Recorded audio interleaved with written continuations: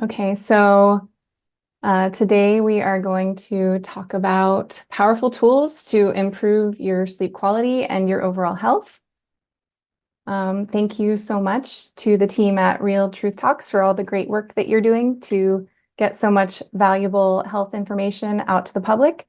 Today we're going to talk about sleep and what you can do to improve your sleep starting tonight.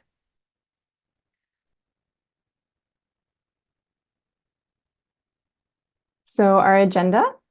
Sorry, I lost my notes.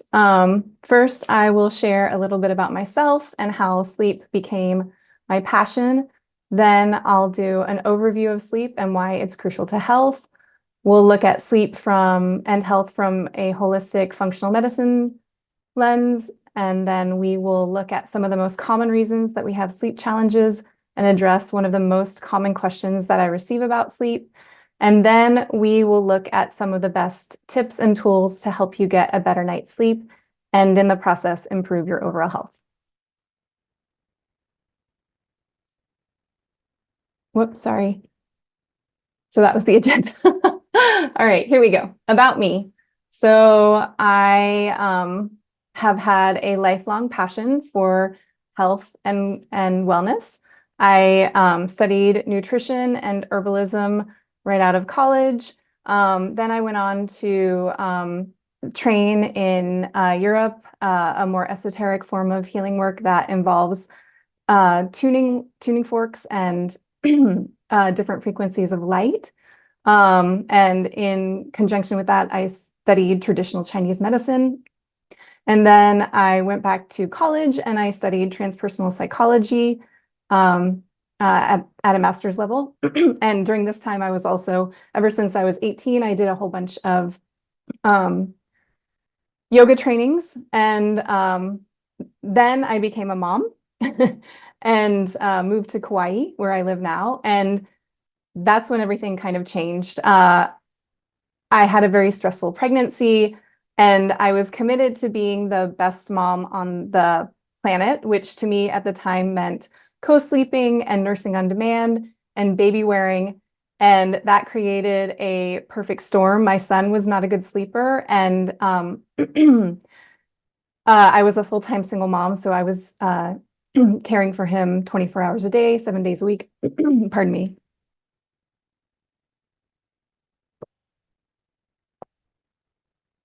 And it took me until he was 3 years old to get him sleeping through the night. And by then I had developed full-blown insomnia where even if I was able to get him to sleep, I could not fall asleep, I could not stay asleep, and I woke up early. And during this time, I also had an undiagnosed autoimmune thyroid disease, and I was very, very sick. So that was really the hardest time in my life. I certainly should have been hospitalized. And the way that I got through that was that I got coaching from a child sleep specialist to help me figure out what I was doing wrong and to help get my son to sleep through the night. And then I started healing my own health. And when I started getting better, I was so committed to helping other people, never experienced the same suffering that I experienced, that I was trained in infant mental health. And I also was trained to become a child and maternity sleep specialist. And so that's how my career in sleep started.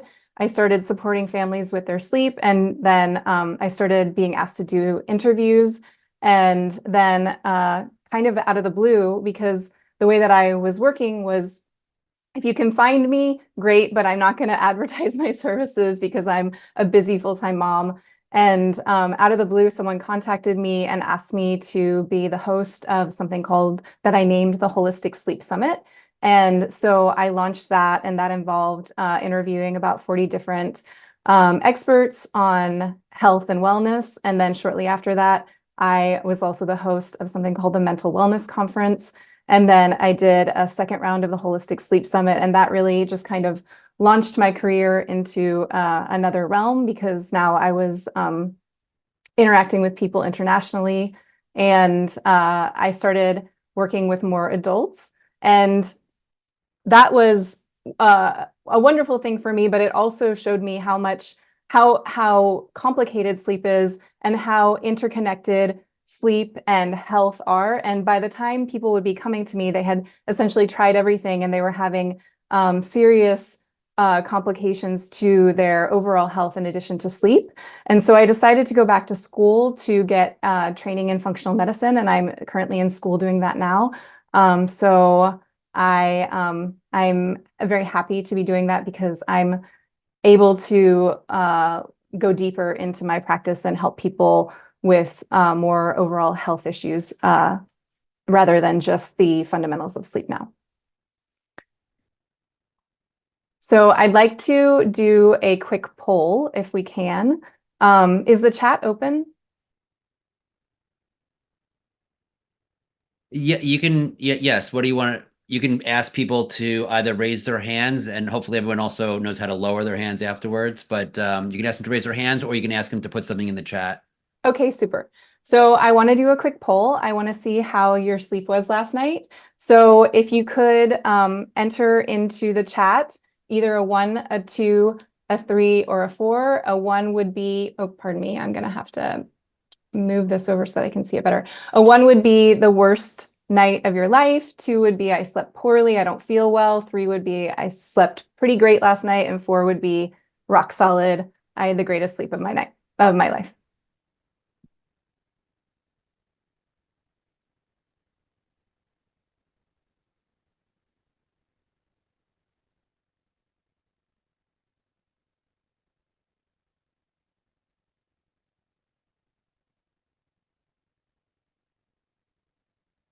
Okay, I'm seeing lots of 3s, good, and 4s, good, good. I'm so glad. Some 2s.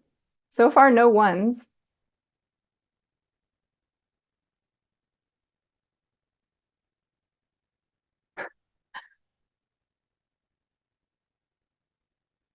Okay, well, I'm happy to see that no one had a horrible night of sleep last night. That's wonderful. Okay, so of the people who answered that they slept poorly, they had a 2.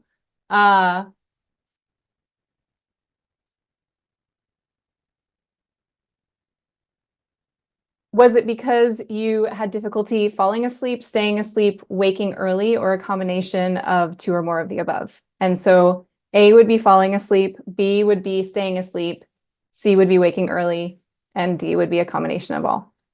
Okay, so staying asleep, waking early.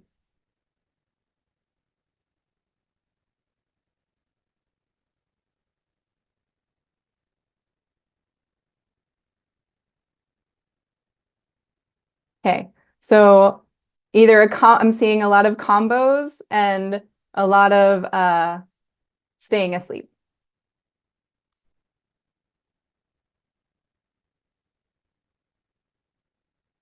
All right, let me see. I just want to, we had some technical difficulties, and so I want to make sure that you guys are seeing the screen properly. Yeah, but I'm seeing the sleep and health. Sleep is the cornerstone of all health. Great, perfect. So I want to just talk a little bit about sleep in general now. So sleep is the cornerstone of all health. There is not one known aspect of health that is not impacted for better or worse by your quality of sleep. So sleep affects everything, and everything affects sleep. And the night is when your body does all of its rest and repair work. So if you're not sleeping, your body can't heal itself. And sleep is crucial for everything in the body. For immune function, adequate sleep allows for well-balanced and a robust immune system function, whereas there is a higher risk of infections, allergies, and in people who sleep less than 6 hours a night. And interestingly, there is an increased inflammatory response at night as the body does its healing work, which is mediated by melatonin. The nature of sleep challenges when fighting an infection. This is fascinating to me. The nature of sleep changes, pardon me, when we're fighting an infection. So most of our sleep when we're fighting an infection is non-REM sleep because we can't shiver when we're in REM sleep, and we need to do this to release the heat and maintain a fever so that our body's defense systems can destroy the pathogen. So there's very little REM sleep when we're fighting off an infection. For memory, sleep is important in the processing of newly acquired information and for the long-term storage of memory, which is known as sleep-dependent memory processing. Evidence supports the importance of slow wave sleep, both before learning to prepare the brain for initial memory coding and after learning for the offline consolidation of new memories. Also, we have a cleansing system in our brains that works at night while we sleep called the glymphatic system. And this system flushes our brains of the metabolic waste products or plaques that build up in the areas, including the amygdala, which regulates things including memory and the ability to learn that are implicated in Alzheimer's and Lewy bodies dementia. And just a single night of poor sleep can cause these proteins to accumulate in the brain, and catching up on sleep later does not completely undo the damage. So just one single night of poor sleep can lead to, and this is such a bummer to hear, irreversible damage as it relates to memory loss. For healthy weight, sleep deprivation impairs decision-making and impulse control, leading us to make poor food decisions. And studies show that the more that we binge, that we binge more and we make poorer food choices and eat larger portions when we're tired. And a sleepy brain craves junk food and lacks the impulse control to say no. Also, sleep regulates ghrelin and leptin production, which are two hormones that regulate energy metabolism via modulating our appetites. And it's essentially our body's hunger and satiety cues. So ghrelin, I used to confuse these, but when I hear the word ghrelin, I think of gremlins. So gremlins. Ghrelin is the one that makes you hungry, and leptin is the satiety cue. And acute sleep deprivation causes ghrelin levels to rise, and chronic sleeplessness causes leptin levels to fall. So after one night of poor sleep, we have ghrelin levels that rise, but our leptin levels stay approximately the same, whereas chronic sleep deprivation will cause your leptin levels to fall. So even though after one night of sleep, you might not have an issue with your satiety, it's going to get you one way or the other. If you have a one night of poor sleep, or if you have chronic sleep deprivation. And also, when you don't sleep well, especially when you're chronically sleep deprived, your body it becomes in a state of sympathetic dominance, which you've probably heard of as fight, flight, freeze, or hide. And it's a really strong physiological feeling of being unsafe. So there's an emotional feeling of being unsafe, which can trigger elevated cortisol, which can lead to sympathetic dominance. But this sympathetic dominant state is really a physiological state. It's a physiological process where your body at a core level is saying, I don't feel safe right now, and I need to protect myself. And in order to properly digest your food, your body needs to be in a parasympathetic state, which is a state of rest, digest, heal, relax, and procreate. So being able to sleep well is hugely important to your body's ability to properly digest and assimilate your food. Regarding blood sugar regulation, there's a cascade of hormones that happen when your body stays awake. Too little sleep causes cortisol spikes, which tells your body that it should be awake. These spikes trigger your body to conserve energy by releasing more glucose into the bloodstream, which downstream causes insulin resistance and your body to hold on to fat. Essentially, your brain thinks that you're in danger and releases chemicals so you can run from a wild animal. So what I feel like the brain says in these times is if I'm still awake, I must be unsafe and I should keep my blood sugar elevated so it's more accessible in case I need to quickly run from a wild animal. And if you think about it, throughout the history of our evolution and development, we would have a cortisol response in times of stress, but we didn't live in the stress wasn't a pervasive experience in our daily lives all the time.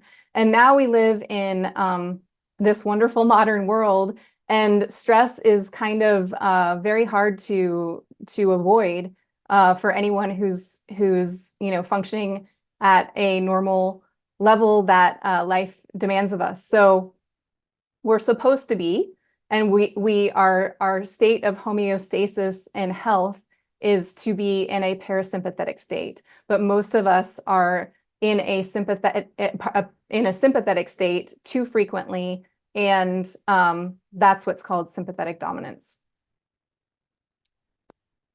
So mood, your sleep quality significantly impacts your ability to experience positive emotions and avoid dwelling in negative emotions. Depression, anxiety, and other forms of mental illness have a direct correlation with sleep quality. And this is a fact that I found so interesting. We are actually less social when sleep deprived, and even objectively less likable by our peers. So they did a study where they took people and they just showed them photos of people's faces, and they had no idea how well they had slept and how tired they were. But what they found was that without any of that information, people were still able to determine whether people, not necessarily whether people were sleep deprived, but whether they were interested in communicating or engaging with that person. And there was a correlation between people being sleep deprived and people not wanting to engage with them, which I find just fascinating. So emotional regulation and executive functioning are both negatively impacted by poor sleep, and obviously cardiovascular health. So there's a huge incidence of having heart attacks, even with 1 hour of lost sleep. So when we have the shift from daylight savings time or daylight savings into daylight savings time, and we lose the hour of sleep, they have shown that we have a huge incidence of an increase in death, an increase in heart attacks, accidents, so many things that happen just from that 1 hour of lost sleep.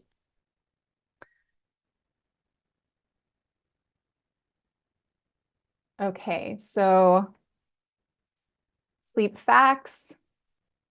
So we talked about this a little bit yesterday, but basically the sweet spot for adults, for most all adults, is 7.5 to 8 hours of sleep, between 7 and 9 hours of sleep.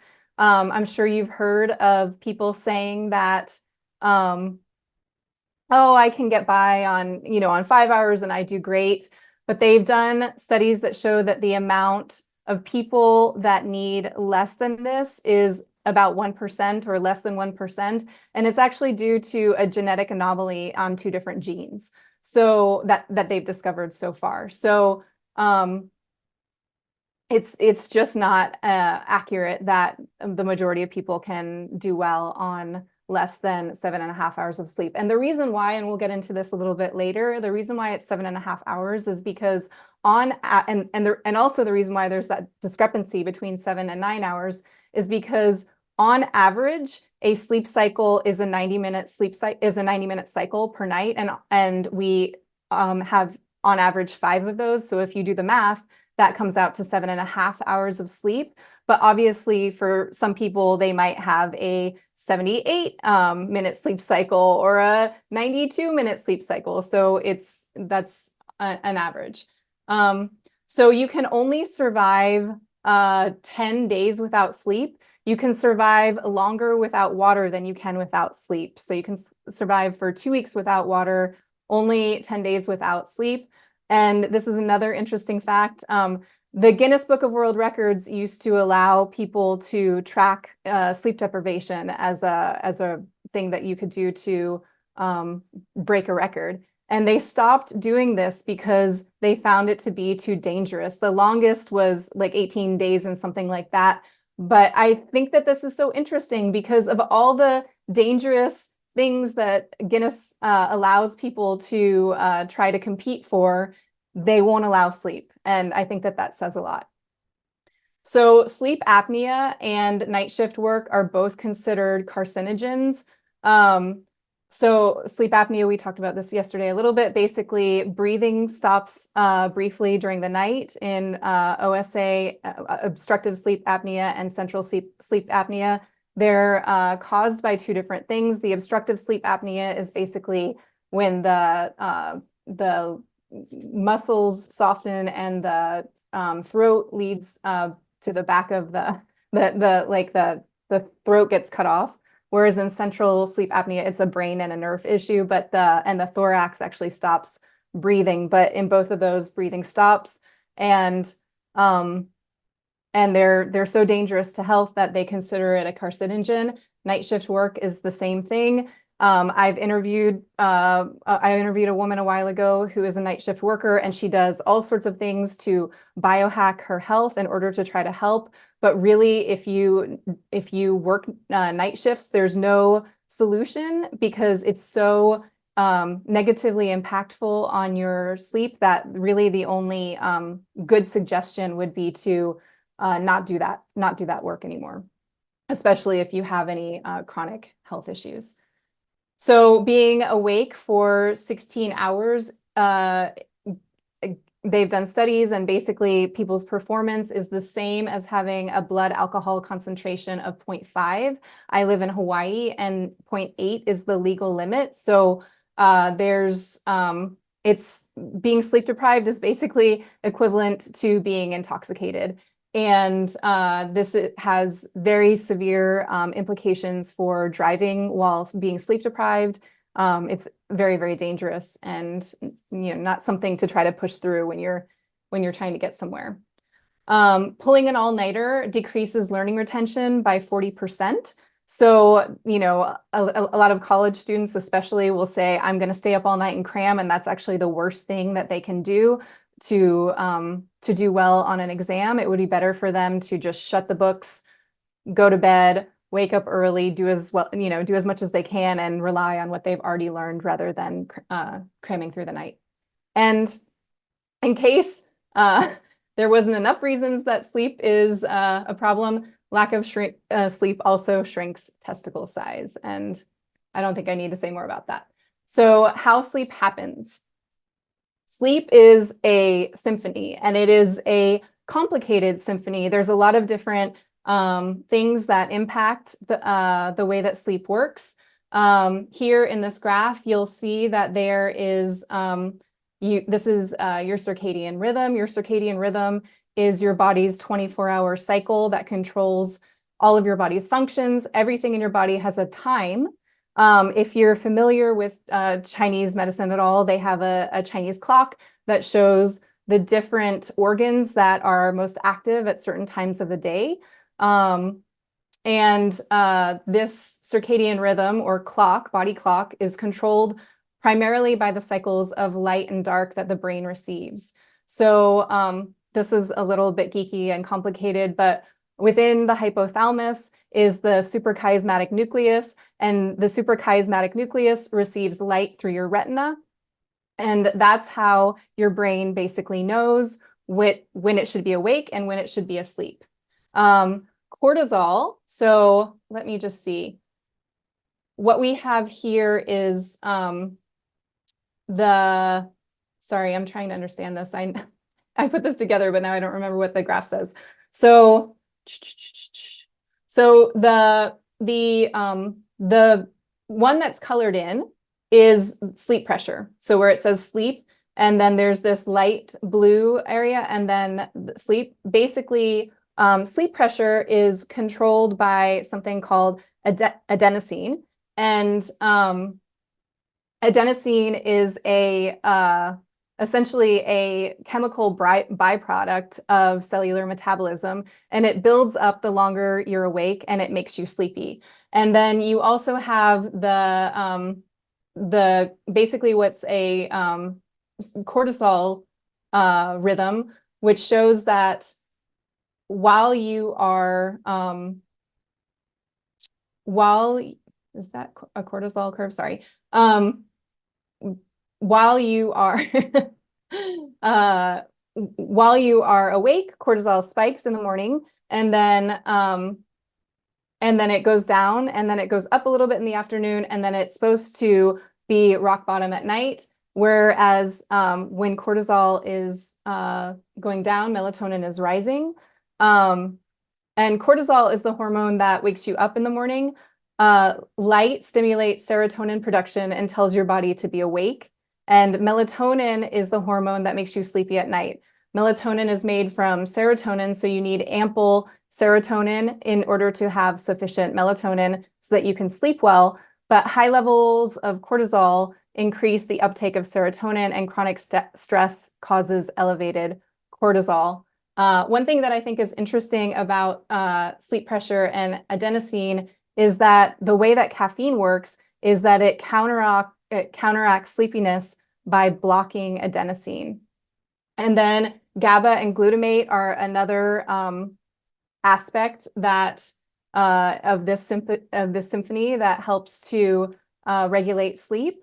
So glutamate is the primary excitatory neurotransmitter, and GABA is the most common inhibitory or calming neurotransmitter that induces sleep by inhibiting cells that are involved in arousal function, including glutamate and histamine. And GABA is made from and counterbalances glutamate. So you need to have glutamate in order to make GABA, just like you need to have serotonin in order to make melatonin. But you don't want to have too much glutamate, because then you have an issue with being able to relax and calm down at night. So things to increase GABA include valerian, and we'll get into supplements a little bit later, but these are just some things that are used to increase GABA. Valerian, magnesium, kava, L-theanine, passion flower, B6 is needed to make GABA from glutamate. You need to have ample minerals in your diet.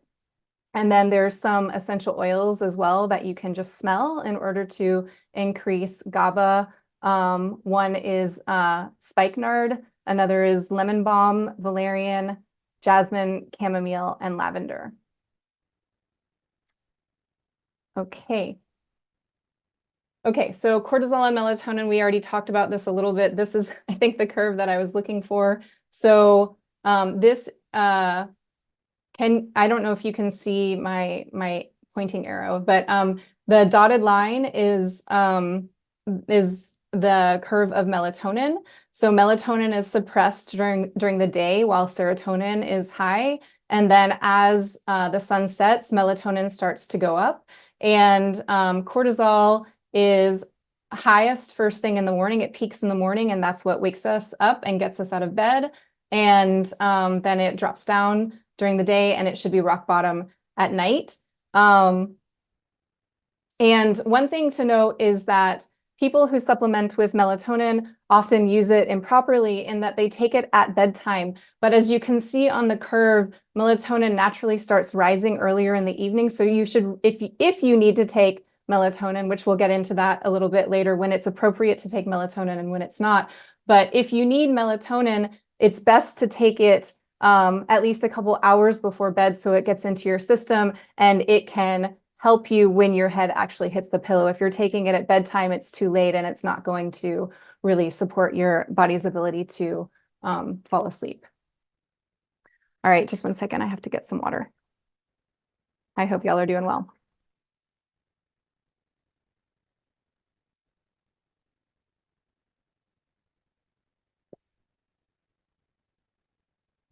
Okay, sleep stages. So in a normal, healthy adult, we have approximately 90-minute cycles, as I said. And Sleep scientists have broken that up into 4 or 5 different stages. It depends on who you talk to. Some group stage 3 and stage 4 together just into deep sleep. Others don't. But as this graph will show you, when you are in the earlier stages of the night, you do more of your non-REM sleep. So you start in a lighter stage of sleep, then you hit non-REM, your deep sleep, and then you pop up into REM sleep. And so non-REM sleep happens mostly in the earlier part of the night, and REM sleep happens mostly in the early morning hours. And this is really important because non-REM, you do most of your physical repair. REM, you do a lot of emotional repair work. And if you go to bed later after midnight, you're missing the majority of your deep sleep where your body does its physical repair work, including the glymphatic system, which is the system that clears your brains of all of the toxic proteins that contribute to memory loss and dementia. So I know a lot of people, especially in this modern era, are staying up later. Part of that is due to the influence of light on our system and our body not getting the sleepy cues that it should have. But as this chart shows, it's crucial for your health that you get the sleep in the earlier part of the night. Yeah, I think that's it. Okay. So I want to just talk for a minute about sleep and health through the lens of functional medicine. So functional medicine, we'll start. Allopathic medicine is really, really great at fixing things when they're broken, but it doesn't really do a great job of healing or reversing chronic dis-ease. And I'm using that word dis-ease because all of the disease that we experience is actually dis-ease in the body, that our body is trying to communicate as best as it can to us that something's not working and give us information to help it feel better. So in functional medicine, we look at what are the root causes, what are the things upstream that are contributing to how you became ill or developed poor sleep. So poor sleep doesn't happen overnight. It's something that is the result of years and years of dis-ease in the body. And if you look at this, so if you have vibrant health when you're upstream, and then those rocks are basically triggers along the way, those are what contribute to you developing dis-ease. And it's much easier to paddle downstream and engage in all of the activities that cause a state of unhealth than it is to paddle upstream back to vibrant health. So it's really important to remember to prioritize health and self-care and sleep, because reversing it is way more difficult. And that's what I mean by prevention versus treatment. I just did a 2-hour presentation on sleep and dementia a couple of days ago here locally for the local Alzheimer's chapter. And one of the things that I talked about was the difference for sleep between people who are caregivers versus people who already have dementia, because by the time you get to dementia, you're really not looking at how to reverse something or how to improve health in the long term. You're looking at management of symptoms and how to make the person as comfortable as possible. There are some cutting edge technologies that are hopeful in terms of using like ultrasonic wavelengths to break up the plaques in the brain that are causing dementia and Alzheimer's, but we're not there yet. And the best thing to do is really just to make healthy choices in the present before disease sets in. And when we're working from a functional medicine perspective, we're looking at a sample size of 1. So every client that I work with is a beautiful snowflake. And while there are some general health guidelines that we look at that are true for everyone, like we'll talk about with, you know, the sleep hygiene tips in a minute. The way the human body is very, very complicated, and the way that one person responds and reacts is going to be unique based on their health history and their genetics. So in functional medicine, we see everyone as a unique individual.